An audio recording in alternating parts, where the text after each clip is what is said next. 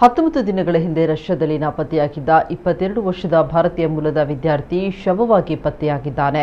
ಮೃತ ವಿದ್ಯಾರ್ಥಿಯನ್ನ ಎಂಬಿಬಿಎಸ್ ವ್ಯಾಸಂಗ ಮಾಡ್ತಾ ಇದ್ದ ರಾಜಸ್ಥಾನದ ಅಜಿತ್ ಸಿಂಗ್ ಚೌಧರಿ ಅಂತ ಗುರುತಿಸಲಾಗಿದೆ. ಅಕ್ಟೋಬರ್ 19ರಂದು ಹಾಸ್ಟೆಲ್ನಿಂದ ಹಾಲು ತರಲು ಹೋಗುವುದಾಗಿ ಹೇಳಿ ನಂತರ ವಿದ್ಯಾರ್ಥಿ ನಾಪತ್ತೆಯಾಗಿದ್ದ. ಇದೀಗ ಸುಮಾರು 19 ದಿನಗಳ ನಂತರ ರಷ್ಯಾದ ನದಿಯೊಂದರ ಬಳಿ ಶವವಾಗಿ ಪತ್ತೆಯಾಗಿದ್ದಾನೆ.